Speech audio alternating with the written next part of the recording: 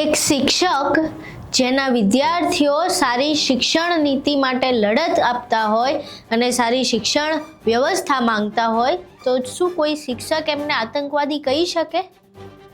સાંભળીને નવાઈ લાગે છે કે એવું થોડી કહી શકે. શિક્ષક તો સારી શિક્ષણ વ્યવસ્થા માટે ઝઝૂમતો હોય, એ તો પોતાના વિદ્યાર્થીઓનો પણ સાથ આપે, પરંતુ ગુજરાતમાં આ વસ્તુ ઊંધી થઈ છે.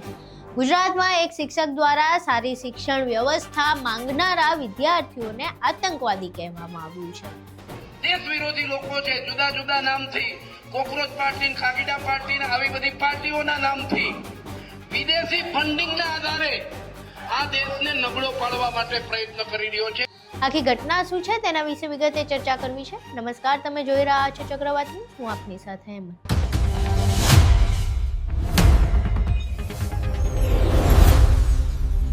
જૂનાગઢ મહિલા કોલેજના પ્રિન્સિપલ છે દિનેશ ઠાકરિયા.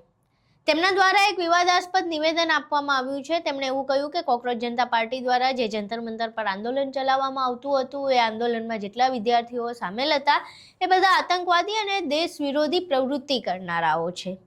હવે એમના આ નિવેદન બાદ ખૂબ જ ચર્ચા ઉઠી રહી છે, વિરોધ થઈ રહ્યો છે, લોકો તેમની ટીકા પણ કરી રહ્યા છે અને આ મામલે તેમને આકરા જવાબ પણ મળી રહ્યા છે.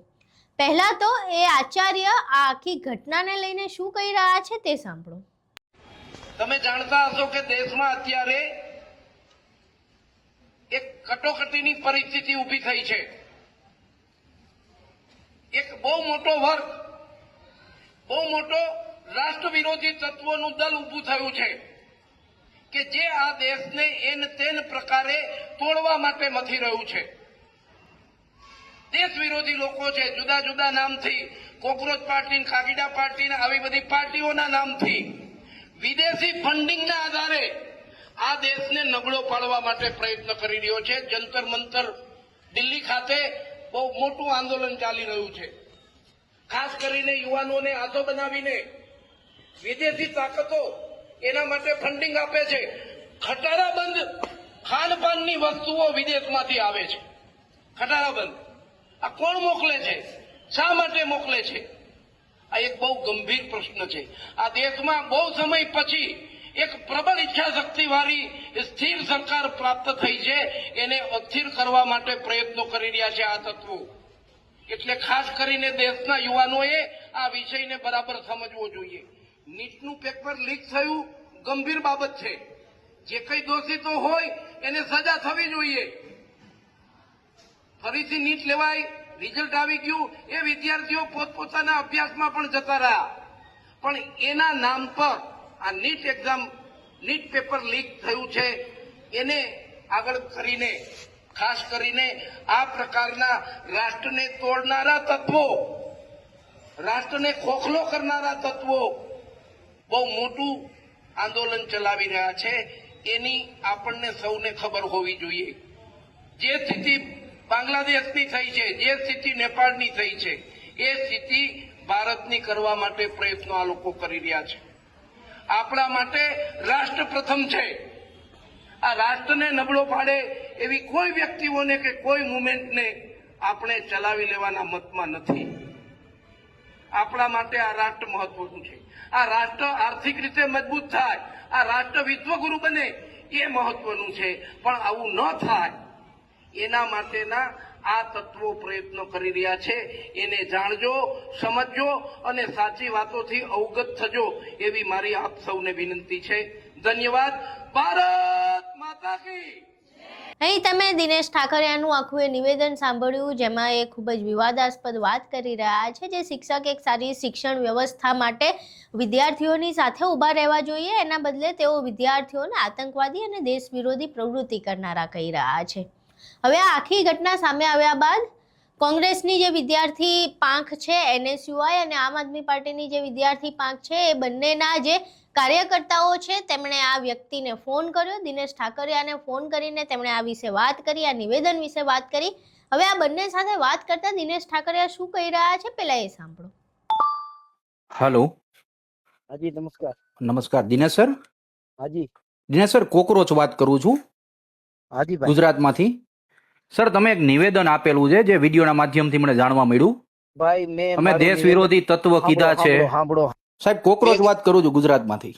હા મેં કીધું ને કે ઈ મારું નિવેદન મેં પાછું ખેંચ્યું, મારી ભૂલ થઈ, હું એમાં વિશેષ કોઈ ટિપ્પણી કરવા માંગતો નથી. સાહેબ એક માફી માંગતો, આ તમે એક બે વ્યક્તિનું અપમાન નથી કર્યું, સમગ્ર ભારત વર્ષના યુવાનો અને જેનજીઓનું અપમાન કર્યું છે. અને તમે જે જગ્યાએ ઉભા રહીને અપમાન કર્યું છે ને સાહેબ, એ કોઈ પોલિટિકલ પાર્ટીની સભા નહોતી. એક કોલેજના છોકરાઓ સામે, એક વિદ્યાર્થીઓ સામે, એક વિદ્યાર્થીઓનું તમે અપમાન કર્યું છે. ધાર્મિકભાઈ, મારું કોઈ અપમાન કરવાનો કે કોઈ એજન્ડા નથી. મેં આજે પ્રેસ તમે તાત્કાલિકપણે સાહેબ છે ને, તાત્કાલિકપણે ગુજરાતના અને ભારતભરના વિદ્યાર્થીઓની માફી માંગો. તમારે આમાં ક્યાં વચ્ચે પડવાની જરૂરત છે કે ભાઈ વાંથી ફંડિંગ આવે કે વાંથી ફંડિંગ આવી? તો સરકારનો તપાસનો વિષય છે સાહેબ. તમે તો પ્રિન્સિપલ છો, શિક્ષણવિદ વ્યક્તિ થઈને આવા નિવેદન આપો, આ અશોભનીય ઘટના છે.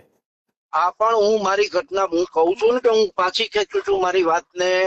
તમે સાહેબ આખા ભારતભરના જેનજીઓની માફી માંગો, ભારતભરના કોકરોચોની માફી માંગો. આ ના શોભે તમને. ઓકે ભાઈ. અને બીજું સાહેબ, તમારે આવું નિવેદન દેવું હોય ને તેથી ભાજપનો ખેસ પહેરીને દેજો, કોઈની ચાપલુસી ના કરતા. સાહેબ અમારી એક નાનકડી વિદ્યાર્થી તરીકે તમને અપીલ છે. 100% દોસ્ત. 100%. આભાર, આભાર સાહેબ, આભાર. હેલો, હાજી હાજી મિસ્ટર દિનેશ ડેડાણીયા બોલો છો? હાજી નરેન્દ્ર સોલંકી બોલું છું, ગુજરાત એનએસયુઆઈ પ્રમુખ. હાજી. મને ભાઈનો પ્રથમનો ફોન હતો. નહીં સાહેબ, ફોન તો ઠીક છે, પણ જે તમે સ્ટેટમેન્ટ આપ્યું છે, એટલે આપણે સાહેબ દિલ્હી જોવા ગયા હતા કે ભાઈ આ વિદ્યાર્થીઓને કોણે ફંડ પૂરું પાડ્યું હતું ને કોણે પેલું કર્યું હતું, કઈ વિદેશી તાકાતે આપણી પાસે છે કઈ પ્રૂફ સાહેબ? મારા સાહેબ, મારો હેતુ માત્ર ને તમને ચોખ્ખા શબ્દમાં કહી દઉં છું, જ્યાં ચાપલુસી કરતા હોય ત્યાં કરજો, પણ વિદ્યાર્થીઓને હળી ન કરતા. બિલકુલ તમારી વિદ્યાર્થીઓને હળીનું જો પરિણામ જોવું હોય ને તો પ્રધાનમંત્રીના વિડીયો જોઈ લો ને, જે ધર્મેન્દ્ર પ્રધાને રાજીનામું આપ્યું ને એનું જરાક જોઈ લ્યો. દેખાડું સાહેબ, આમાં મારો કોઈ રાજકીય તમારા પણ તમને રાજકીય સાહેબ ત્યાં રાજકીય ભાષણો દેવા માટે થોડા પ્રિન્સિપાલ બનાવ્યા છે, કઈ ભાજપની કાર્યાલય થોડી હતી તમે એવા ભાષણો કરતા હતા? બિલકુલ નહીં સાહેબ. બરાબર છે સાહેબ, સ્પષ્ટ શબ્દમાં કહી દઉં છું, અત્યારે મને તમારો માફી માંગતો વિડીયો જોયો. વિદ્યાર્થીઓને, કરોડો વિદ્યાર્થીઓની લાગણી દુભાણી છે આમાં. વિદ્યાર્થીઓના હિતોને નુકસાન થયું, નીટ પેપર ફૂટ્યું, એ ગંભીર હતું, એની સામે કડક કાર્યવાહી થવી જ જોઈએ. નીટની પરીક્ષા મેં લીધી છે 2 વખત, એટલે મને ખબર છે. પણ એ તમારી બધી વાત સાચી છે, પણ જે વિડીયો ફરે છે, હવે તમારો માફીનો વિડીયો તો આવવો જોઈએ ને. મીડિયા વાળા ભાઈઓ આવ્યા હતા, મેં એને વિડીયો આપી દીધો છે. ને સાહેબ આવી ભૂલ ન કરાય કોઈ દિવસ. આપણે જો સાહેબ એવી બધી જ ઈચ્છાઓ હોય ને તો રાજકારણમાં સીધું વહી જવાય, સરકારનો પગાર ન ખવાય આપણે. બિલકુલ તમારી બરાબર છે. સમજ છું. બાકી છે ને સાહેબ, વિદ્યાર્થીઓને હળી પ્રધાનમંત્રી નથી કરતા હવે, અને દેશના શિક્ષણ મંત્રી નથી કરતા, એટલે આપણે એટલામાં સમજી જવાય. 100%ની વાત, તમારી વાત હારે હું સમજ છું. બરાબર છે ને. રાજકીય જ્યાં જોડાયેલા હોય એમાં અમે પડવા નથી માંગતા, પણ જે જગ્યાએ આપણે જે પોસ્ટ ઉપર બેઠા હોય એની ગરિમા જાળવવી જરાક. બરાબર ને? બિલકુલ બિલકુલ બિલકુલ. ના વિડીયો છે ને, મીડિયા તો ઠીક છે, પણ તમારે તમારી રીતે ઉતારીને કયો કે ભાઈ જે વિદ્યાર્થીઓની મેં કર્યું છે લાગણી દુભાણી છે. બરાબર ને? આ ઉતારીને ગયા ને કે અમે ચડાવશું પછી તમને આપશું, એટલે હું મારા ઓલા પર મૂકી દઈશ. ઓકે, પણ સાહેબ આગળ હવે ધ્યાન રહી. બિલકુલ બિલકુલ. ધન્યવાદ. અહીં તમે ઓડિયો સાંભળ્યો, આ સિવાય એમણે જે કહ્યું એ નિવેદન પણ સાંભળ્યું. હવે આપણે ગુજરાતીમાં કવિતા છે કે શિક્ષક કોઈ દિવસ સાધારણ નથી હોતો, પ્રલય અને નિર્માણ એ પોતાના ખોળામાં રાખે છે. પ્રલય અને નિર્માણ બંને શિક્ષકના હાથમાં છે, અને કદાચ આ શિક્ષકે પ્રલય પસંદ કર્યો છે, નિર્માણ નહીં, કારણ કે આ શબ્દો જરાય શોભનીય નથી.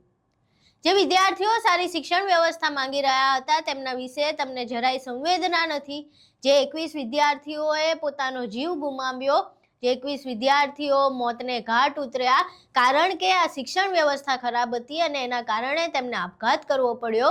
નીટ પેપર લીકના કારણે આપઘાત થયો. આની સિવાયના જે પેપરો ફૂટ્યા એ તો અલગ જ છે, અને હાલ ગુજરાતમાં ફરી એક પેપર ફૂટ્યું છે, એના વિશે આ આચાર્ય કશું નથી કહેતા, અને એમણે કહી રહ્યા છે વિદ્યાર્થીઓને દેશ વિરોધી પ્રવૃત્તિ કરનારાઓને આતંકવાદી. શરમ આવવી જોઈએ તમને. તમે શું બોલો છો? એક શિક્ષક તરીકે તમને જરાય ભાન છે?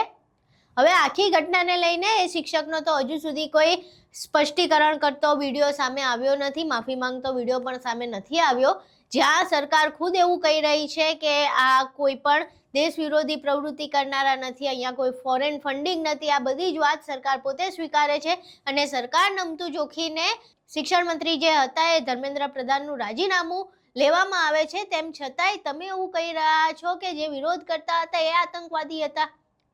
ગુજરાતમાંથી પણ ઘણા લોકો ગયા હતા વિરોધમાં સહભાગીદાર થવા માટે.